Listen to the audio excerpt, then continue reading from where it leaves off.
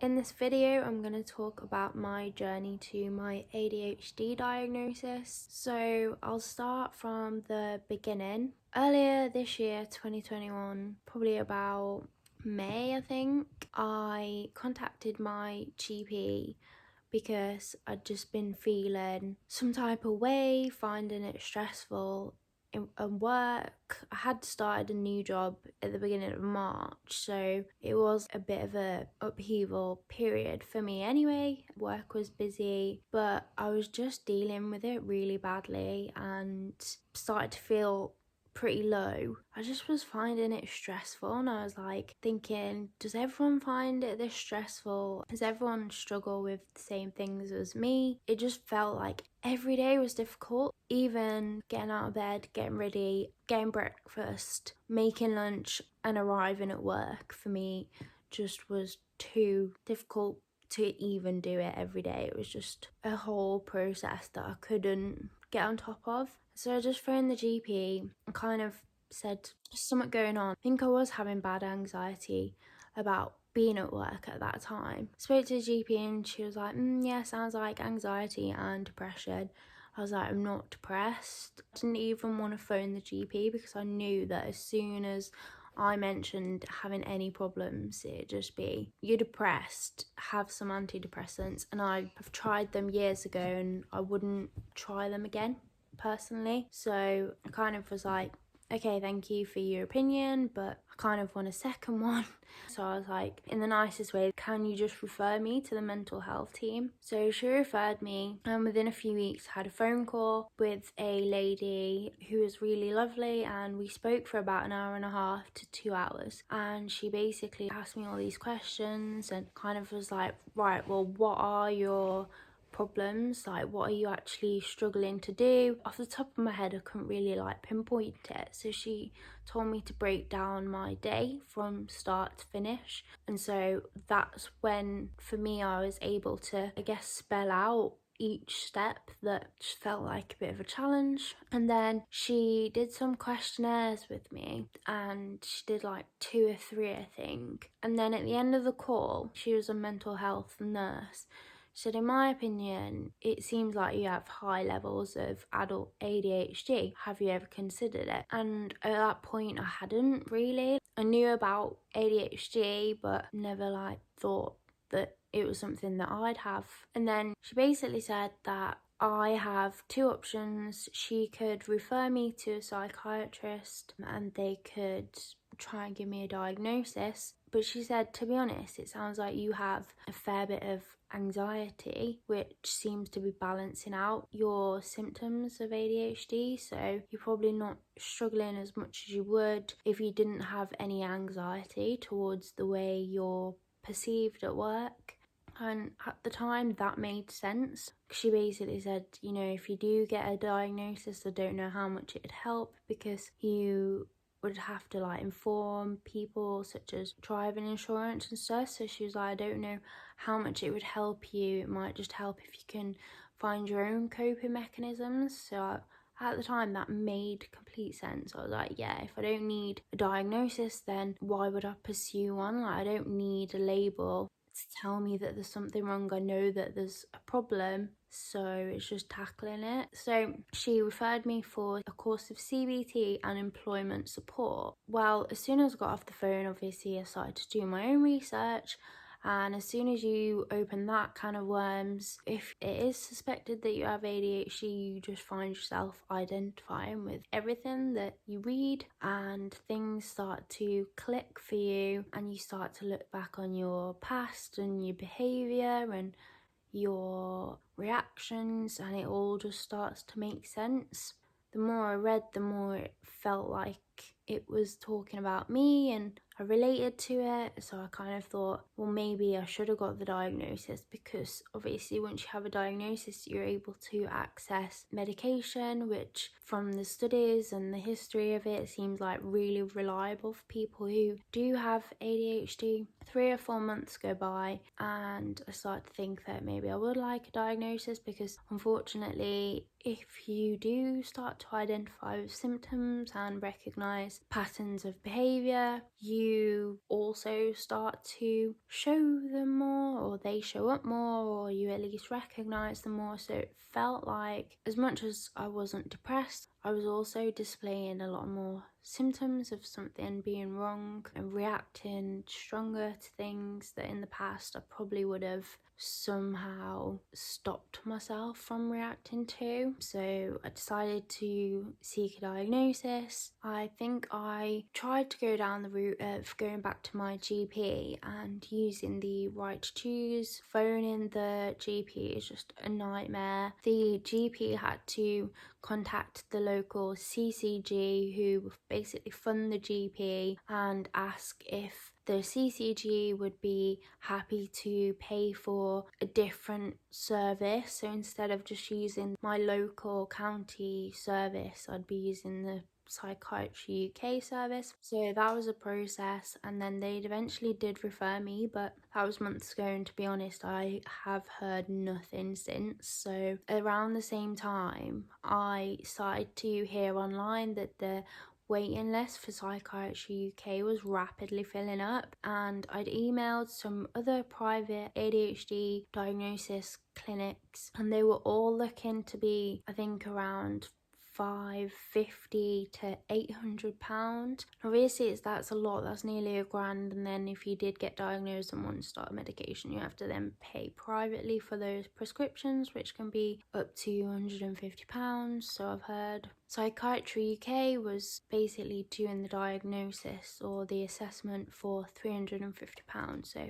I booked that probably about maybe 3 months ago. The waiting list was already quite large, so my original appointment was for the end of November. After about 3 weeks, I received an email from Psychiatry UK saying that the psychiatrist that I'd booked in with couldn't do that date, so they were offering me a date in September, which was like 2 months earlier, so it was way sooner. So I just feel really lucky that that happened to me. That's kind of where I'm at the moment, and that's the journey so far. I could definitely go into depth about the struggles that I have and like the symptoms that I've started to recognize, but at this point in time, ever since I've been looking into it, I've been very reluctant to diagnose myself and to put a label on myself. I even originally didn't like to say the word. I'm very cautious about labeling myself, and I think that's because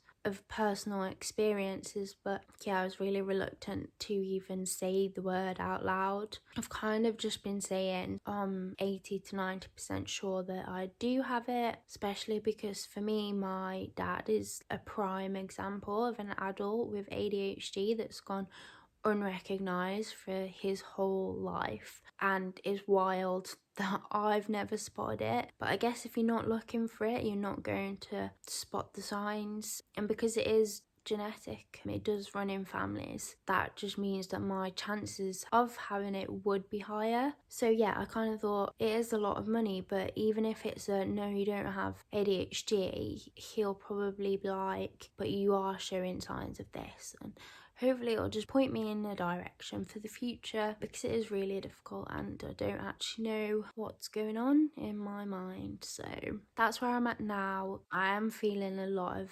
worry, I guess. I'm worried about what the psychiatrist is going to say. I will update you when I get an update. We'll speak soon. This week's been really hard. Ever since we've got into September, it's been really difficult because I know that it's getting closer. I'm really anxious about what they're going to say. It's really difficult because like I look how I feel right now, and I feel that I look how I feel. So it's hard to talk to a camera, but this week's been difficult because it's like every day I'm going through a different stage of anxiety about the assessment and what's going to happen and what they're going to say and the result, even though there's no point because obviously how I feel now won't affect the result anyway. So like yesterday I really struggled with motivation and concentration, which I really struggle with concentrating whilst at work anyway, but yesterday was just like I had zero motivation, so I couldn't even get myself to start the list of jobs that I had.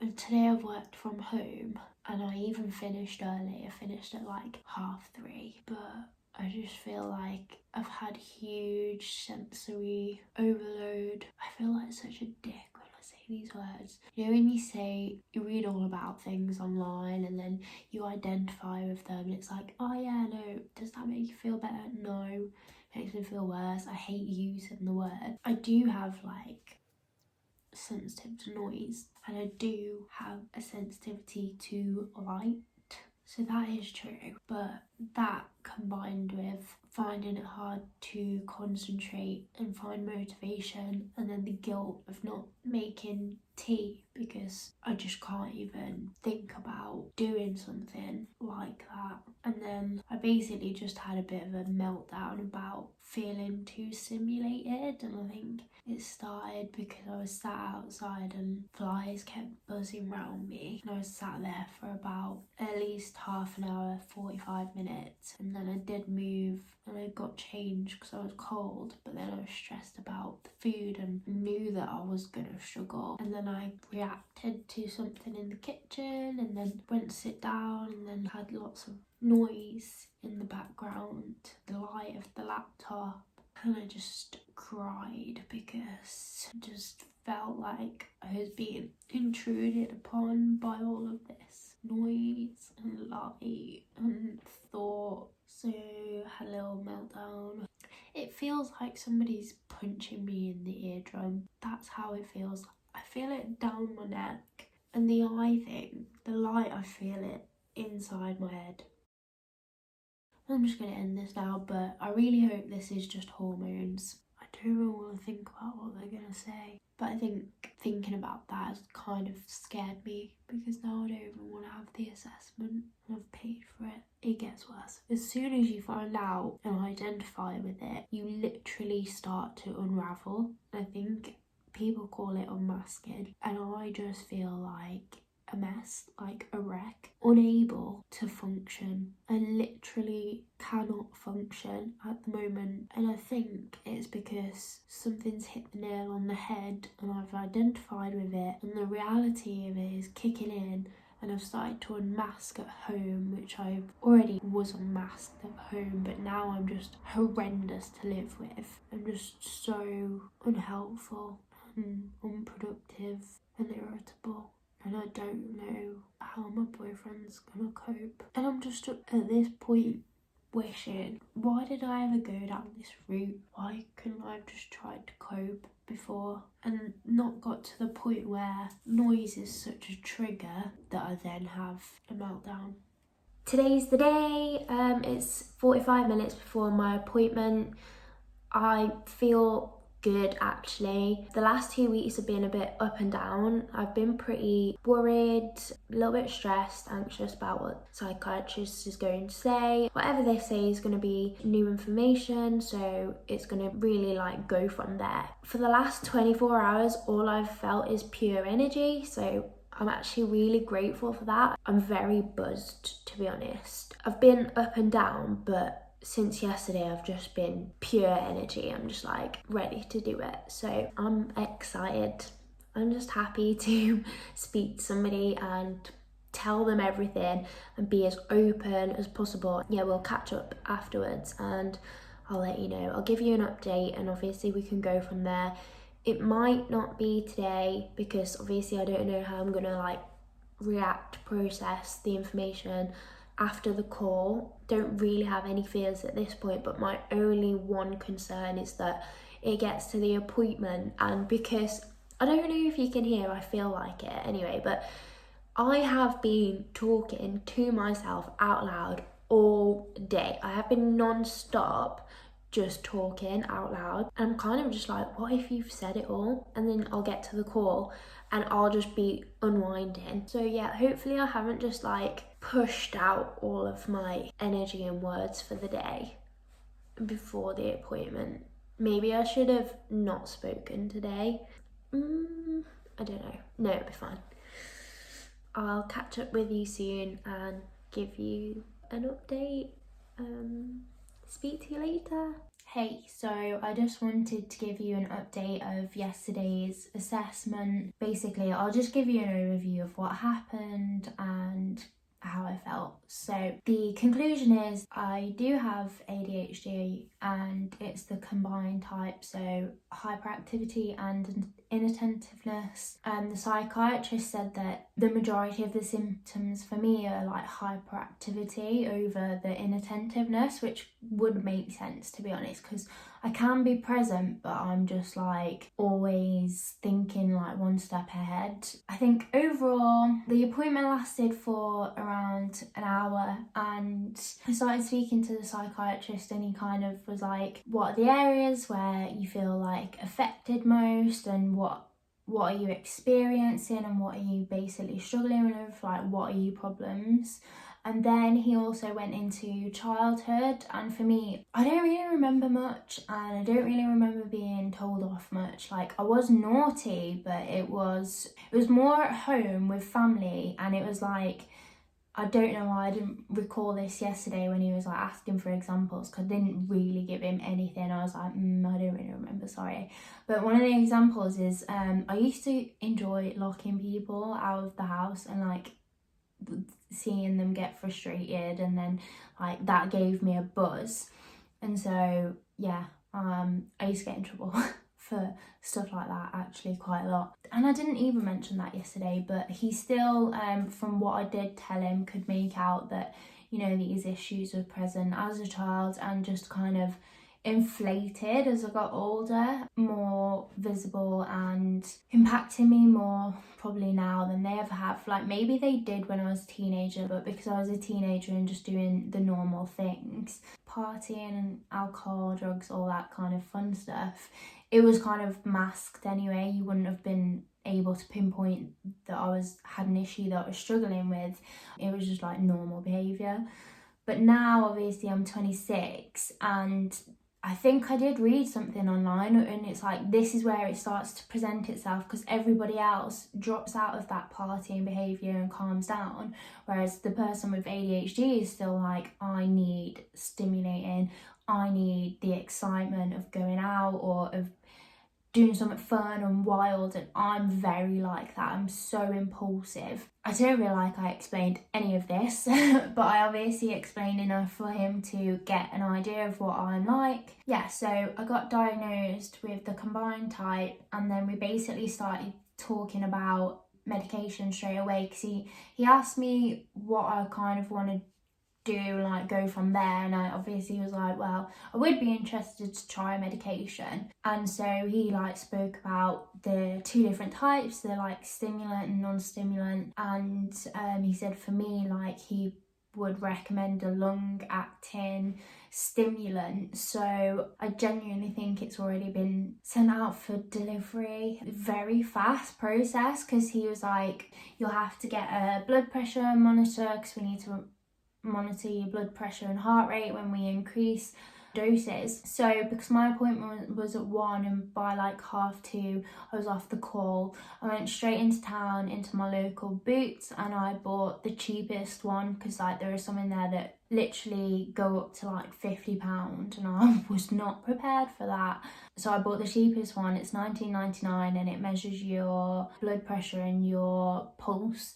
So I uploaded that yesterday, and then just told him my weight and my height, and he got back to me this morning with an email saying we're going to start you on Zagatin, and kind of explain the dose increase and stuff, which is like, feels like a big responsibility, because I imagine that he's given me enough for a month, but it's like every 7 days you have to increase the dose. When you're almost running out, you have to contact him and be like, oh, I'm going to need some more. So that might be a bit of a process, but I need to just have it in my calendar, and then I'll remember to do it. So that's kind of the overview of the conversation and the assessment. And then immediately when it was over, I told my boyfriend, and I was like, I'm not really shocked. Like, it wasn't a huge surprise, but then at the same time I had kind of been doubting myself. I was buzzing, and then I had the call, and I was like, went into town, bought the blood pressure monitor, then like just started to like crash. We ended up in a coffee shop having all these doubts, and then I was like getting emotional, being like crying and being like meh.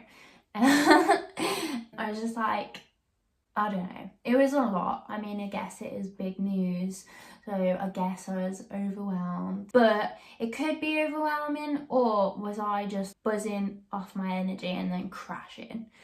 Who knows? So far, I told my mum because she texted me yesterday, so I told her and she said she was quite surprised. And then after work today, I told my dad and he was like, right, okay, he is the one that I've inherited it from too. So I was like, yeah, thanks. I'm in like this little community online and there's a WhatsApp group, so I've told like all of the people in there, and like they were congratulating me which was really nice. And you know, when you get like diagnosed with something, normally everyone's like, oh, I'm sorry to hear that, how are you feeling? And I think like family are normally similar, but I told this group and they're like, most of them have been diagnosed or are suspected, and they're all like, congrats. And it's like, oh, thank you. I feel like I've won something, but no, it's really nice actually. And then I also told one of my other friends who has autism, and I was really excited to tell him because like he's been a big support for me, and like listening to his autism story made me feel better. So I told him today too, and he was like, welcome to the club. Maybe this could be the start of a new chapter where I am 100% confident in who I am as a person, and I don't feel like I'm always questioning my behaviour, because I just think, this is me, this is what I'm like, you either like it or you don't, and that's it, end of story. So I'm conscious that I'm just like fucking boo again. I was actually crashing this morning, like I woke up with a headache. I don't think I slept very well, to be honest. I'm pretty sure I was awake really early. I hope that's not the start of a cycle where I struggle to sleep, because I at the moment are really good with my sleep, and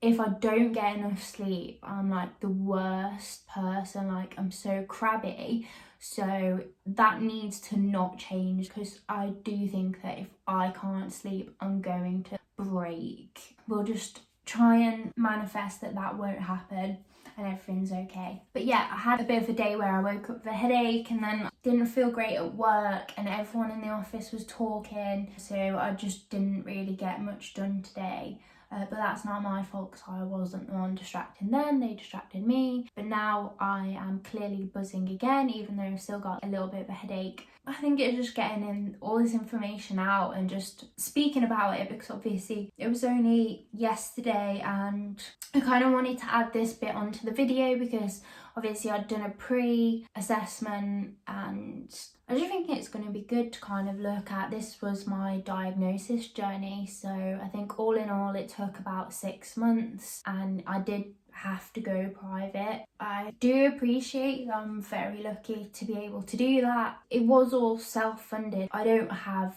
a wealthy parents. I've had to do this out of my own pocket, and I am going to feel the effects of it, especially when I'm paying for the prescriptions. It's gonna hit me and I'm gonna have to make cuts elsewhere, but it was kind of one of those things where I felt like it was worth investing in. So yeah, if you have any questions, leave them in the comments and I'm like more than happy to get back to you. I might do some more videos on this, because obviously I've only just found out and feel like a lot is going to change. Once it fully sinks in, I'm going to be able to approach new situations better. Like, you know, if you can go into a job and be like, this is how I work, this is not how I work, deal with it. might be easier. It might stop a lot of problems as well, and like new relationships. I feel like anyone that gets in a relationship after finding out is going to be able to explain their behaviour a little bit more, whereas I have just always been an absolute nightmare and nobody knew why. Now we have an explanation, and now we can try and come up with some coping mechanisms. So if you have any comments, obviously just get in touch. I have an email address as well, which is linked to my account if you don't want to comment and you just want to chat. Yes, I hope you found this helpful, and maybe I'll make something soon. I don't know, we'll see, we'll see. I might crash, I might just start medication and crash, but hopefully not. So yeah, have a great day anyway, and I'll catch you soon. Bye.